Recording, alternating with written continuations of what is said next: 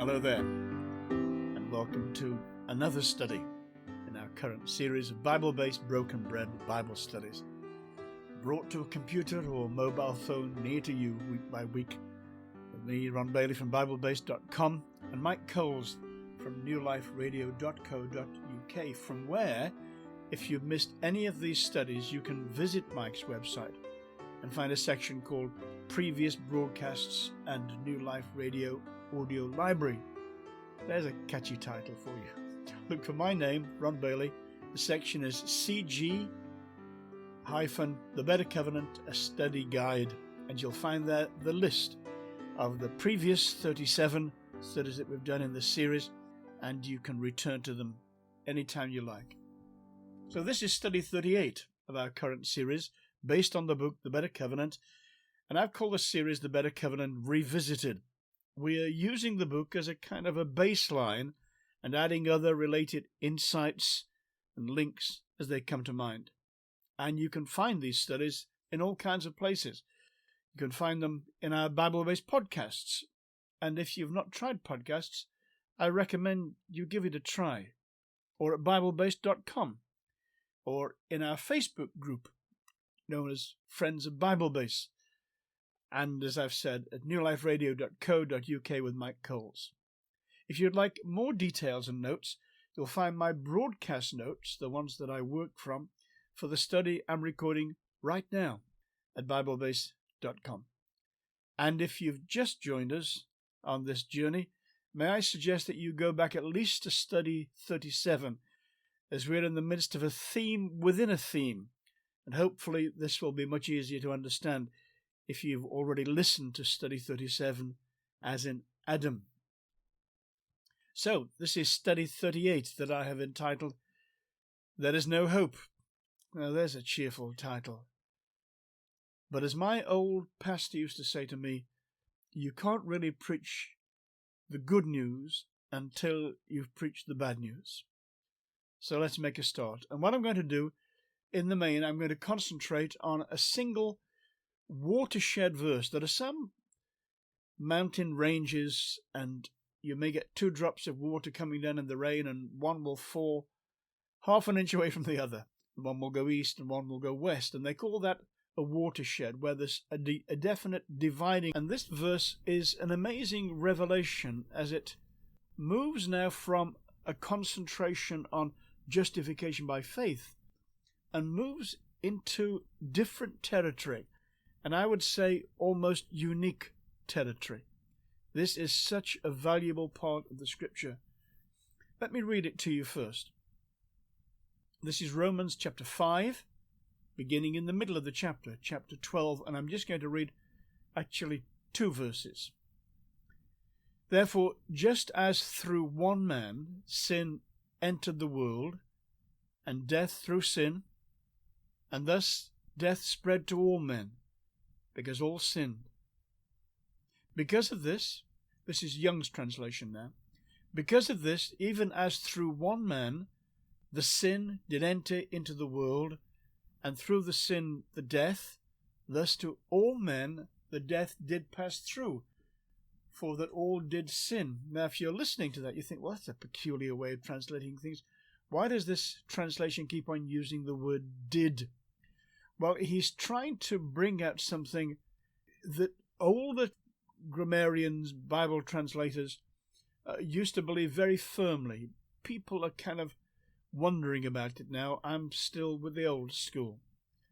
And what he's really saying is that the aorist tense, although it can be seen as a kind of a tense almost without a tense, it's a non-defined text.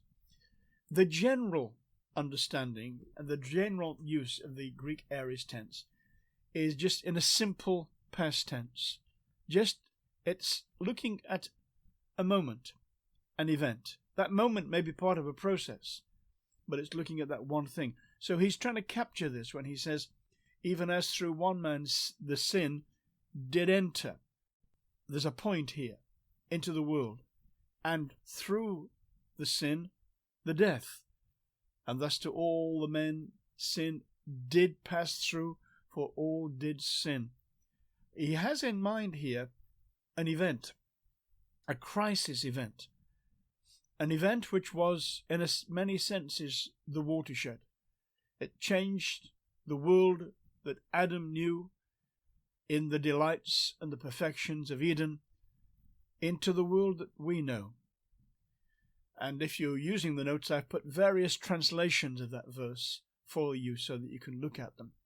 Let me give you an illustration if I can. This is, remember, just an illustration. It's in all illustrations, if you push them too far, they bend and break and are more trouble than they're worth. But for my first few 6 or 7 years after leaving school, I worked in a bank. I was a bank clerk and a bank cashier. And for quite a period of that time, I was in charge of what they called a sub-branch. In fact, 2 separate sub-branches at different times. These were usually almost like front-room houses occasionally. Sometimes they were actually in old shops, or very, very occasionally they might even have been built as a bank. And the only staff at a sub-branch was the cashier and a guard.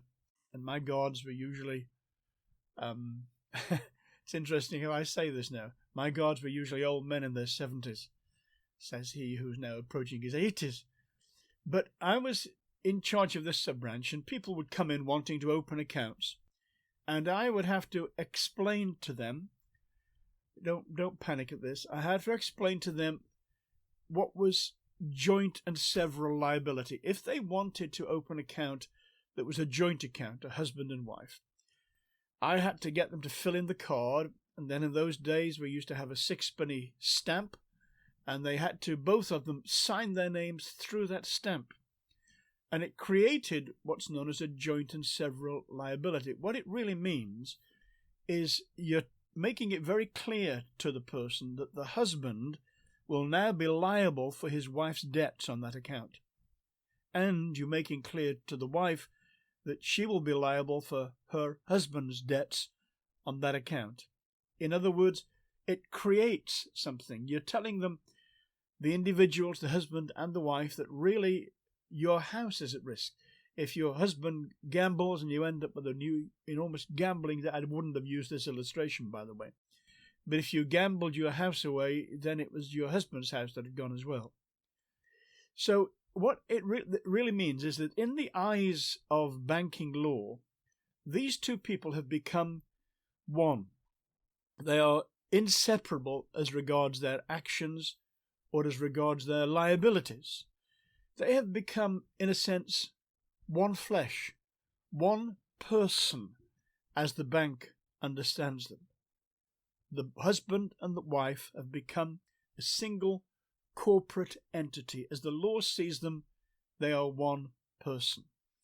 And in Victorian times, this produced some very interesting things. I don't know whether you read Charles Dickens' old Victorian novels at all, or whether you've seen the musical called Oliver. But there's a character in there who is the local sort of poor law enforcer, a man named Mr. Bumble, who is the beadle. And he is a pompous character with a great kind of roaring stentorian voice, and he lays down the law and makes sure it gets enacted. And his wife is an absolute tartar of a woman, and he's absolutely under her thumb, and she does certain things which have their repercussions. And I'm going to try to explain that now with this quotation from Charles Dickens. This is a man who is speaking and really berating Mr. Bumble for what Mr. Bumble has done. It was all Mrs. Bumble. She would do it, urged Mr. Bumble, first looking around to ascertain that his partner had left the room. That's no excuse, replied Mr. Brownlow. You were present on the occasion of the destruction of these trinkets, and indeed all the more guilty of the two in the eyes of the law. For the law supposes that your wife acts under your direction. If the law supposes that, said Mr. Bumble, squeezing his hat emphatically in both hands, the law is an ass, an idiot. And if that's the eye of the law is a bachelor. And the worst I wish the law is that his eye may be opened by experience, sir, by experience. I don't know whether you followed all that, but he's protesting at this notion that he is responsible for his wife's action, but it is a legal necessity when you open a joint account like this. There are other kinds of joint and several liabilities. You might have somebody that you go into business with and you form a business partnership. And again, you have to explain that what's happening now with this business partnership is that the debts of the business become liable in the history, in the life of each of the individuals. Again, you're telling them your house is at risk. In the eyes of the law, you've become one flesh, one person. Both individuals have become a single corporate entity. So why this complicated illustration? Well, because if we look at Adam, he was an individual and he was individually responsible for his own action. But he was not only an individual, he was the corporate head of the human race. And his wife was part of him in this sense. Let me give you a biblical illustration which may help, and it may confuse. It's in the letter to the Hebrews, where the writer declares that Levi, do you remember Abraham, Isaac, Jacob, and then Jacob had 12 sons, and one of those was named Levi, and it was from Levi that the priesthood arose. So there's a statement here that Levi was in Abraham. In other words, he was in his great-grandfather. Is that right? Yes. Okay, this is Hebrews chapter 7, verses 5 and 10. Maybe you've looked at this verse and thought this is a peculiar way of looking at things. And indeed, those who are of the sons of Levi, who received the priesthood, have a commandment to receive tithes from the people according to the law, that is, from their brethren, though they have come from the loins of Abraham. But he whose genealogy is not derived from them, he's thinking of Christ here, but he whose genealogy is not derived from them, received tithes from Abraham and blessed him who had the promises. Now, beyond all contradiction, the lesser is blessed by the better. Here mortal men receive tithes, and there he receives them, of whom it is witnessed that he lives. It's referring to Christ. But then he illustrates it, and it says, even Levi, remember Abraham, Isaac, Jacob, Levi.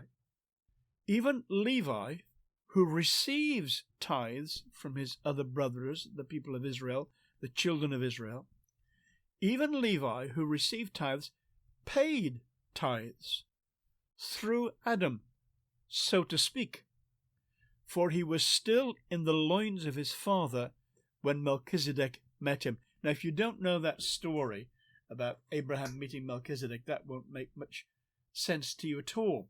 But he's making a statement here that there was, so to speak, he uses this phrase, little phrase, there was a sense in which Levi, Abraham's grandson, from whom the priesthood came and to whom the others gave tithes, he actually was in the loins of his grandfather when Abraham paid a tithe to Melchizedek. And so he's making a point here that the kind of priesthood that Melchizedek had, a king priest, is greater than, better than, it's one of the great themes of Hebrews, is greater than, better than the Levitical priesthood. The point I want to make is that God looks at things in certain ways that maybe are not natural or immediately obvious to us.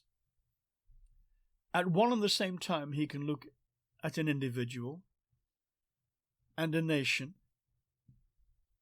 and a people who may stretch beyond one national boundary and the whole world. And he doesn't have to decide which one he's talking or thinking about, because he has all these roles, all these experiences, all these identities in his view at the same time. So in the way that the banker would explain to the husband and the wife that in the eyes of the bank they are one person the man who's conducting this opening of the account knows that actually there are two individuals here in front of them. But in the eyes of the law, in the eyes of what's going to happen, they've now become one corporate entity. And there is a sense in which there is, well, I think this is one of the reasons why any racialism, any racist notions are just absolutely nonsense, because, and it's impossible for any Christian to really take part in them, simply because the scripture plainly says, when Paul spoke to the people at Athens, he said that from one blood God had brought all the families of the earth. So there is one race. Biblically, there is no such thing as races. There's just one race, the human race. And the federal head of that human race is Adam. We all come from Adam. This is the revelation. Now, of course, Adam wasn't alone for very long, so far as we know, because Eve was made for him out of a rib. It is very interesting that God created Adam, bara, which is the Hebrew word, which is only used of God and is very often has the indication that he made it from nothing. So God created Adam, but God made Eve. He uses different words. He uses the word of being a potter for Adam and the word of being a builder for Eve. So although the man and the wife are one, in fact, they are two individuals, and they have their own individual liabilities in one sense. Let me move on a little bit, and you'll see I hope you'll see what I'm trying to say. This is my second section. I'm calling this Adam, pause, and Eve. Adam and Eve. This is Genesis chapter 2, verses 15 and 17. And Jehovah God took the man and put him into the Garden of Eden to dress it and to keep it. And Jehovah God commanded the man, saying, Of every tree of the garden thou mayest freely eat, but of the tree of the knowledge of good and evil thou shalt not eat of it, for in the day that you eatest thereof thou shalt surely die. Now, I've gone back to the American Standard Version of this because I wanted this personal pronoun thee and thou. We've lost it in modern English, but it's in Hebrew and it's in Greek, and sometimes it is very, very significant. This is thee and thou. So when it says God commanded the man, he's referring to Adam here. Of course, Eve wasn't made at this point either. And then when she is made, the man, Adam, says this. I think this is a wonderful picture here. And the man said, This is now bone of my bones and flesh of my flesh. Now, what does that mean? Because if we follow this story literally, Eve was made from a bone of Adam. But here Adam says, bone of my bones and flesh of my flesh. So where did the flesh come from? You say, oh, help, where are we going with this? This little phrase, bone of my bones and flesh of my flesh, this idea of bones and flesh is a term that's used really quite regularly in different parts of the Bible. And what it really means is family. There's a place, for example, in 1 Chronicles 11 and verse 1, where the two potential different nations of Judah and Israel, although they weren't at that stage, they come together and they decide unitedly that they want David to be their anointed king. And they come to David with this plea, and this is what they say. All Israel came together to David at Hebron, saying, Indeed, we are your bone and your flesh. In other words, they're saying to David, we are your family. We are one. There's a lovely old chorus. We are heirs of the Father. We are joint heirs with the Son. We are children of the kingdom. We are family. We are one. And this phrase, bone of my bones and flesh of my flesh, really means, well, it means family. So if you haven't forgotten or tried to forget my previous illustration, this is the effect of creating what you might say, what did I call it? A corporate entity, a unit which has its own boundaries, its own blessings, its own relationships. And he says, Adam, this is now bone of my bones and flesh of my flesh. She shall be called woman, because she was taken out of man. Therefore shall a man leave his father and his mother, and shall cleave unto his wife, and they shall be one flesh. Now you quite often hear people say, this is what God said. If you read it carefully, you'll find this is what Adam said. So where this man has just woken up from his sleep, and he's seen, no doubt, this beautiful woman in front of him, and he says, this is now bone of mine. This is what I was looking for. This is what I couldn't find in the rest of the animal creation. Here she is, and we belong to one another. She answers to me in the sense that she is perfectly compatible with me. It's bone of my bones and flesh of my flesh, and she shall be called woman, because she was taken out of man.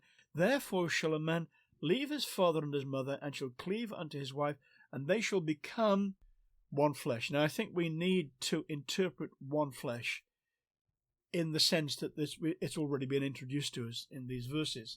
This is bone of my bone and flesh of my flesh. What Adam is saying is that we are one. And in the future, what will happen is that a man will leave his father and his mother, leave and cleave. That's the essence of marriage. Leave his father and mother, and shall cleave to his wife, and they shall be one flesh. They'll be one. Now, where did he get that idea from? Where did that come from? Well, remember, we're in Genesis chapter 2, and sin doesn't come into the world until Genesis chapter 3. This is a revelation. These are the words of Adam. But at this moment in the world's history, Adam was innocent, and his clear spirit was open to divine revelation. I have no doubt this was God-given. This was a man being taught how to live the life that God wanted him to live. And this is a fundamental part of it. He recognizes that as a result of a union here, they will become one flesh. Leave and cleave. The word cleave has to do with sticking things together with glue. So this is a real kind of strong strong bond. It's a revelation. Now here's another revelation, and this also comes from a man of God. This comes from Paul. And when I read this revelation to you, I think some hairs are going to stick up on the back of some people's necks, and they will think, where is he going? I'm not going anywhere. At this point, I just want to read you this verse. This is 1 Corinthians chapter 11, verses 7 to 9. Just remember that phrase that came in the beginning where God said he would come and this is what God would do. So let's listen to 1 Corinthians 11, 7 to 9. For a man indeed ought not to cover his head. Whoa. I'm not going to talk about women at all here at this point. I actually shared on this topic some years ago in a fellowship in Canada. At a men's meeting, breakfast in the morning, and I shared on the topic of why a man ought not to cover his head when the saints gather together. I see if I can trace you a copy if you're interested, but I just want to take this point really. Don't get distracted. For a man indeed ought not to cover his head, since he is the image and glory of God, but woman is the glory of man. Now you say, oh, but she's an individual. Of course she's an individual. But in another relationship, the woman, the wife, is the glory of the man. For the man is not from the woman, but the woman from the man. Nor was man created for the woman, but woman for the man. We're looking at a particular aspect of the role of what it means to be human beings. And there are many roles that we have as human beings. But there is one here that is significant, and he goes straight back to Genesis before sin entered the world, when there was no tension, there was no pressure of one above another, when there was nothing of subservience or being under one another's heel, but just simply this, that there was a difference between the man and the woman, and in a particular context, they're one. And in another context, in their individuality, they express some important truths, which I'm not going to talk about in this study. I'm not teasing you. I just don't want us to get distracted. So I said I was going to kind of base this on a single verse, and the single verse I drew your attention to was the one where it says, Romans chapter 5 and verse 12, therefore just as through one man sin entered the world, and death through sin, and thus death spread to all men, because all sinned. What is this verse all about? Well, I've introduced it in study 37, I hope, a little bit, so I'm just going to start from where we are now. So, if this is true, and we believe it is revelation, through one man sin entered into the world. Now this is an interesting thing for me, because in many contexts, and I think I mentioned this the last time we were together, in many contexts the woman is blamed for this, for introducing sin into the world. But Paul is absolutely crystal clear. It was not the woman who introduced sin into the world. It was the man. And you say, but didn't she take the fruit first? Yes, she did. But she was not the federal head of the human race. As an individual, she sinned. Adam sinned as an individual. He also sinned as the representative of the entire human race, and that had implications. Okay, let's look at this. I want to think about what is often called original sin. That's not one of my favorite titles for it, because, as we'll see in a moment, sin did not originate with Adam. Some people call it hereditary sin. I'm not very happy with that one either, because hereditary seems to indicate that it passes down from father to son to grandson, from etc., from mother, all the way down, that it goes down through the generations, and each generation inherits it, hence hereditary sin from the previous generation. I'm not happy with that one either. Notice that Eve's transgression did not change Adam, but Adam's did change Eve, and it changed you, and it changed me. Adam was not of Eve, but Eve was of Adam. Let's go back to Genesis and see the follow-through of this. This is Genesis chapter 3, verse 17. And Jehovah God called unto the man and said to him, where art thou? There's that thou again. Jehovah God called unto the man and said unto him, where art thou? When God comes in the language of the way that all this is expressed in Genesis, when God comes into the Garden of Eden, walking in the cool of the day, he comes looking for the man. And he comes looking for the man because God, of course, really knows all things. So he doesn't need information from anybody, but he needs to give people an opportunity to acknowledge what they have done at certain times. So he comes here and he says to the man, where art thou? Thou. In other words, he comes to the man for the man's report of what has taken place. He holds the man accountable for what is taking place. Where art thou? Chapter 3 and verse 17 says this, You know how that story works out, don't you? Adam says it was the woman says it was the serpent, and then God begins to speak. And first of all, well, I'll just read from Genesis 3 and verse 17. And unto Adam he said, because thou, listen to all the thous in these two, so let me count them, 1, 2, 3, 4, 5, 6, 7, 8, 9, 10, 11, 12, 13, 14. In these 3 verses, the word thou is used 3 times, and it's Adam that God is speaking to. So listen what God has to say to Adam.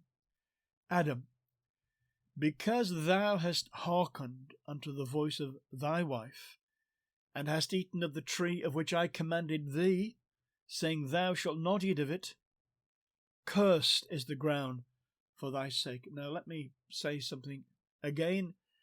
There is an idea abroad, and it's been there for a long, long time, that God cursed Adam, and that he cursed woman, and that he cursed woman with increased fertility and pain and anxiety in her childbirth, and put the man over the woman.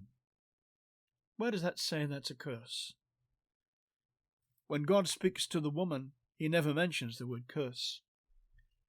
This is simply God speaking a consequence of what will happen as a result of what her action has been. Unto Adam he said, because thou hast hearkened to the voice of thy wife, and hast eaten of the tree of which I commanded thee, saying, thou shalt not eat of it, cursed is the ground for thy sake. Do you know, the only thing that's cursed in this passage is the ground. Oh yes, I know that there's that curse on Satan as well. But I mean, in this sense, it's the ground that is cursed. And God says, you shall not eat of it. Cursed is the ground for thy sake. Not for you, plural sake. Not because of what you and Eve have done. The ground is cursed because what you have done. In toil thou shalt eat of it all the days of thy life. Thorns also and thistles shall it bring forth to thee. And thou shalt eat the herb of the field. In the sweat of thy face thou shalt eat bread, till thou return unto the ground, for out of it thou wast taken, for dust thou art, and unto dust shalt thou return. It's interesting, of course, that Eve never was dust, was she? Man was taken of the earth, of the dust, but not the woman.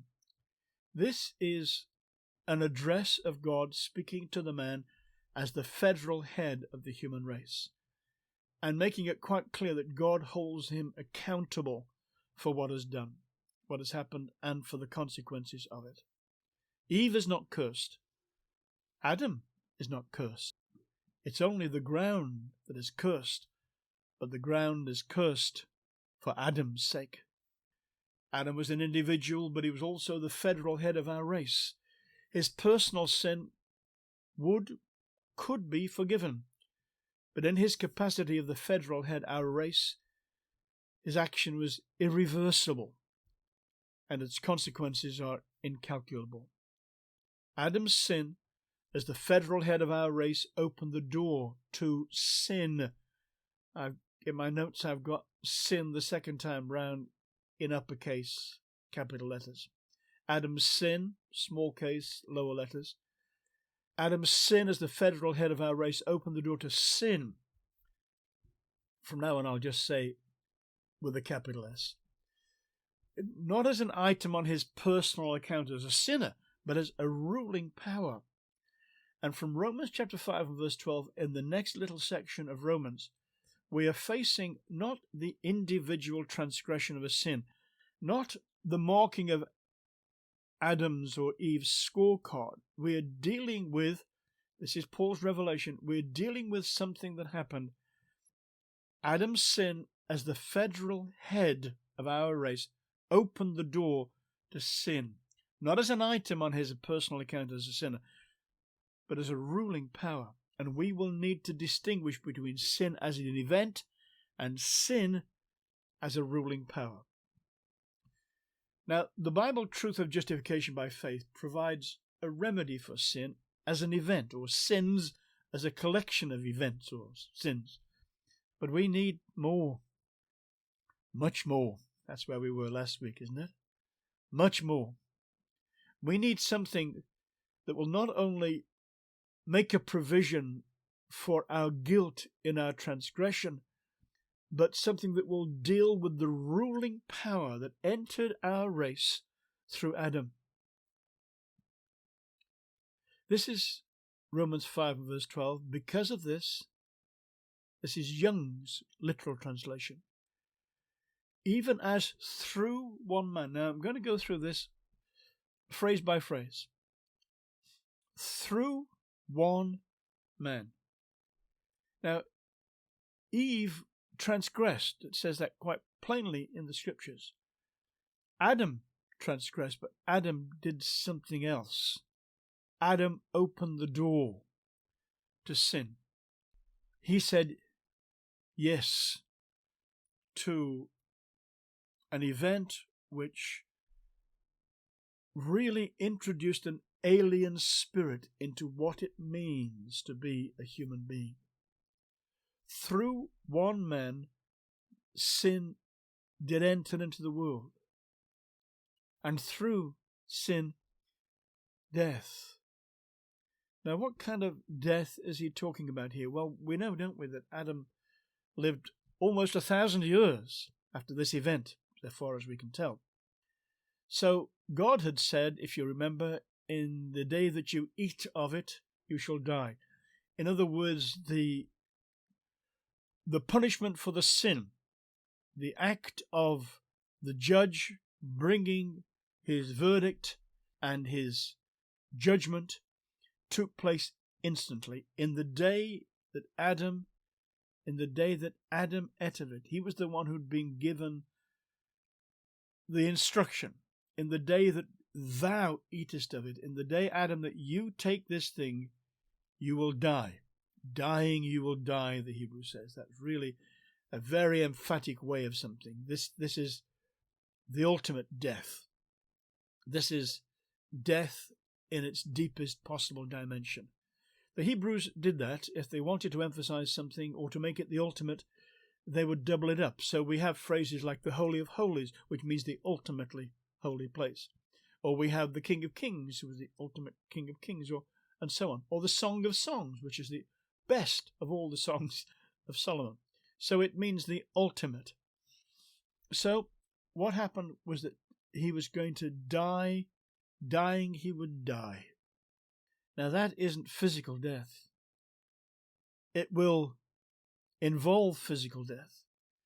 The consequence of it will be physical death. But if you read this story carefully, you'll discover that physical death came about as a result of the fact that man was now separated from the tree of life.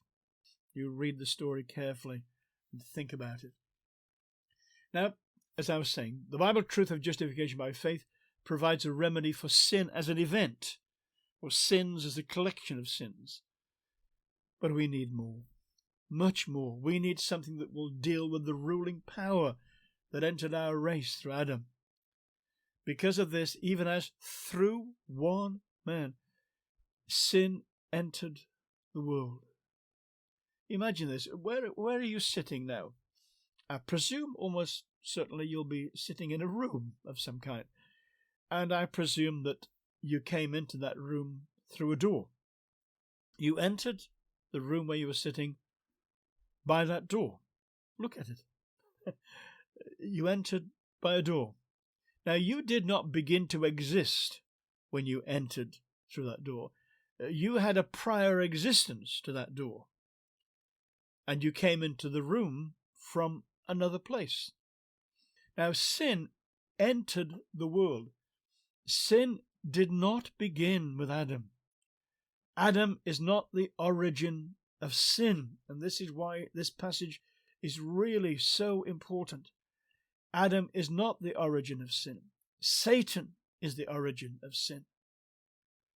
And Satan came into our world through the door that Adam opened by his own rebellious act against the will of God. Because of this, even as through one man the sin did enter. That language about entering like that, the word that's used is sometimes used of, maybe if you can imagine a stage, and it's got different characters on the stage. It's got a rich man and a poor man. I'm just making this up as I go along. But the rich man comes onto the stage, and we might say he makes his entrance. Now, he didn't just suddenly become a human being the moment he appears on the stage. He makes an entrance. And it's this kind of sense here. Through one man, sin makes an entrance into the world. Now, that's the word really which in the Greek would have to do with the cosmos. In fact, it is the word cosmos. And that's one of these words that has a broad width of meaning. We need to look at it in its context, really, to understand what it's saying. But it has to do with physicality. It has to do with things, the order of things, the pattern of things. Because of this, even as through one man, Adam is the door, sin made its entrance into the cosmos. And now we've got sin in that perfect creation. Sin with a capital S. Sin as a ruling power. That God said was good. And then finally, with Adam and Eve, very good. Now, sin has made its entrance. And it goes on to say, and through sin, death. They came in as a matched pair, these two. As sin came in, death came in. And then, this is Paul, of course, writing by revelation, thus to all men, as all human beings, through all human beings, death passed through. So this is, what is this? This isn't contagious. This is, I don't know what the right medical word is. It's not just in the population, it's in the individual. Sin passed through immediately to the whole of Adam's progeny. Right the way down to the last baby that will be born before the Lord returns. It's already there. In the same way as you've got that sense of Levi paying tithes through Abraham to Melchizedek, even though he was still in the loins of Abraham, in some sense, there's a revelation here that death passed to all men. Not sequentially, not from Abraham to Isaac to Jacob to Levi, etc., but somehow the whole thing, it's in the nature of what it now means to be a human being.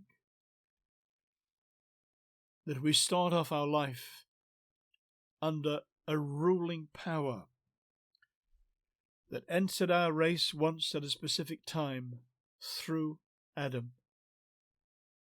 And thus to all men death passed through, for that all did sin. What it's telling us here is that in some sense, all of us were in Adam when Adam sinned. In the same way that Levi was in Abraham when Abraham offered his tithe, so the whole world was in Adam when Adam opened the door and sin entered. So it came in through one man. I don't think of it coming down through the generations. You know, there are some people who try to understand this, and they attach the truth of the virgin birth to it, and they say, oh, well, it must come down through the male line. That's sheer speculation. We're dabbling in things of which we have no understanding. There's a verse in the Proverbs that says, even a foolish man will be thought wise if he keeps his mouth shut. That's my version of it. It's better to leave some things unsaid. I have no idea how this happened. except that I have this revelation which says it did happen. In the moment that Adam opened the door to sin with a capital S, it was the whole race down through all its generations that was infected. And here's an interesting thing. Somehow it passed sideways. You see, Eve's sin doesn't seem to have impacted Adam, but Adam's sin impacted Eve.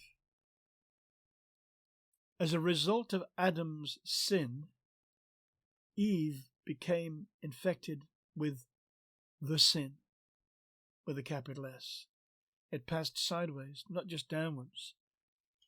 So, not downwards through the generations, in my view, but the entire race was infected through one man, and at one point in time, through one man, sin entered into the world, and death through sin. This, how can I explain this? This spread to all men in whom Adam is the one in whom. Let me put that in there. Death spread to all people when Adam sinned.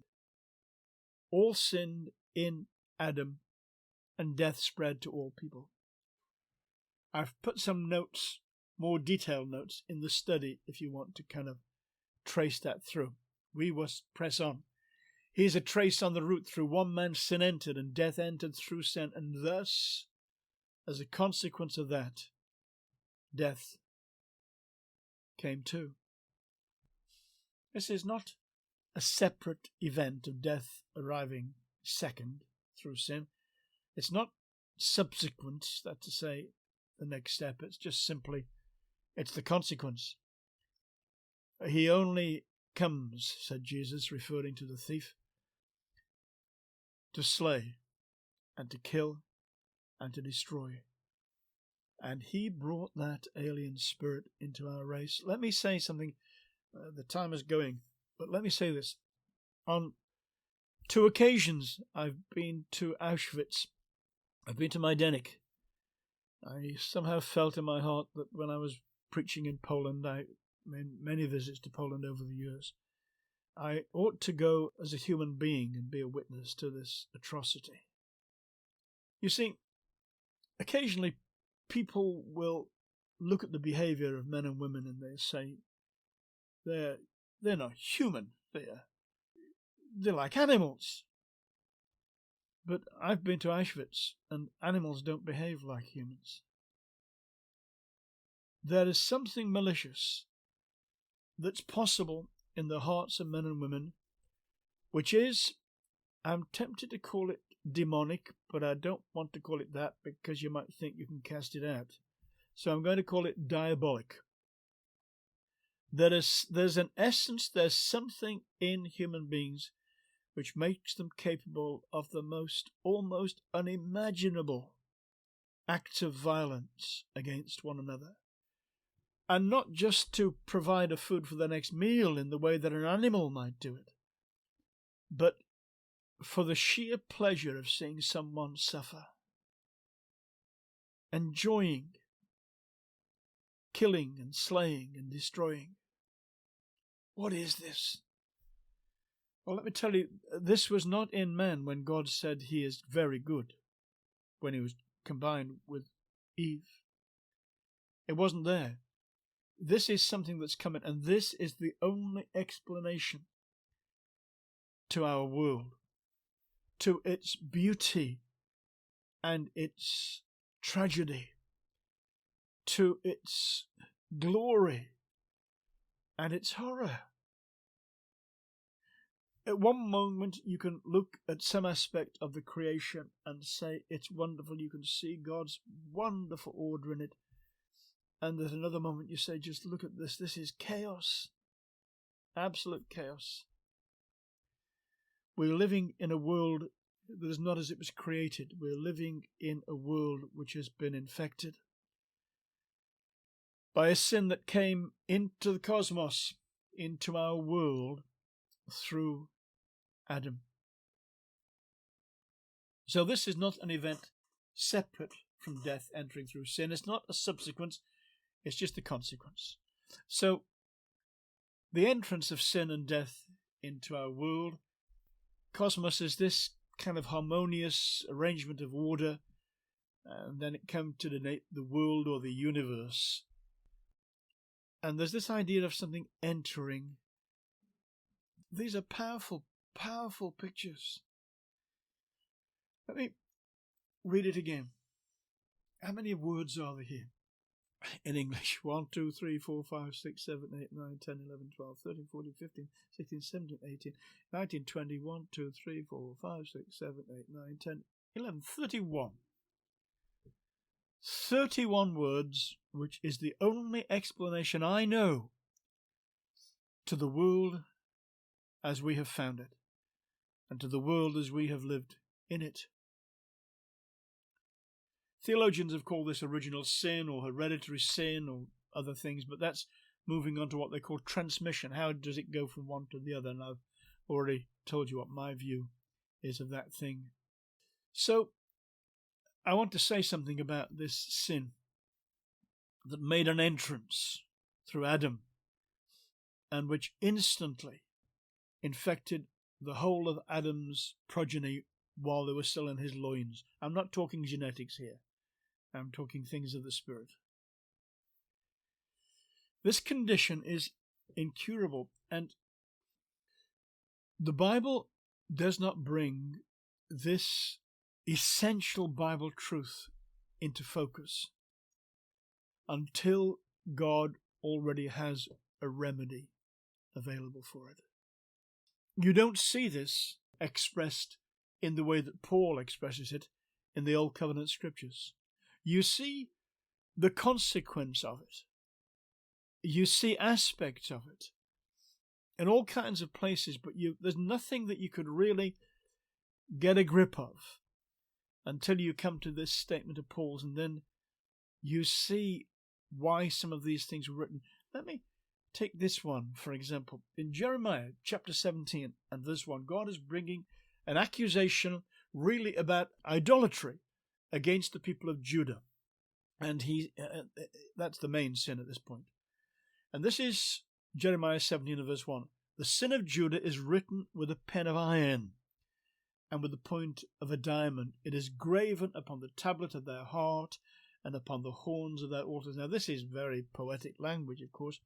But when it says the sin of Judah is written with a pen of iron, he's really talking about a chisel and with the point of a diamond. In other words, it is graven. There's the word. It is graven. It isn't painted on there. It isn't like a splash of mud that you can wash off in a shower. This is it's immovable. It's incurable. It's not possible to deal with this in any way. It's just there. People discover inscriptions carved into stone that go back who knows how many thousands of years.